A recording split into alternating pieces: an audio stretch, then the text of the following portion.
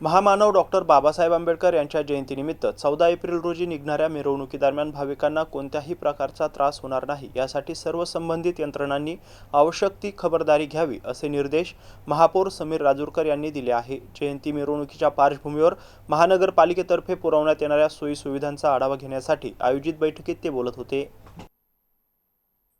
या बैठकीस उपमहापौर राजेंद्र जंजाळ, स्थायी समिती सभापती अनिल मकरी, आयुक्त अमोल येडगे, अतिरिक्त आयुक्त रणजित पाटील, कल्पिता पिंपळे, शहर अभियंता संजय कोंबडे, अभियंता अमोल कुलकर्णी, मोहिनी गायकवाड, विजय गोरे तसेच सर्व सहाय्यक आयुक्त आणि वार्ड अभियंते उपस्थित होते। मिरवणूक मार्गावरील सर्व खड्डे तात्काळ बुजवण्यात यावे, तसेच उघडे ढापे बंद करून पथदिवे सुरळीत सुरू राहतील आणि मिरवणूक मार्गावरील स्वच्छता राहतील याची खात्री करावी। मिरवणूक क्रांती चौक, पैठण गेट, सिटी चौक, पोस्ट ऑफिस मार्गे भडकल गेट पर्यंत काढण्यात येणार आहे। या संपूर्ण मार्गाची महापालिका, पोलीस प्रशासन, महावितरण आणि सार्वजनिक बांधकाम विभागांनी संयुक्त पाहणी करून जयंतीच्या एक दिवस आधी सर्व अडथळे दूर करावेत असे त्यांनी सांगितलं। स्थायी समिती सभापती यांनी मिरवणूक मार्गावर तसेच भडकल गेट येथे अँब्युलन्स आणि डॉक्टरांची व्यवस्था ठेवण्याच्या सूचना केल्या।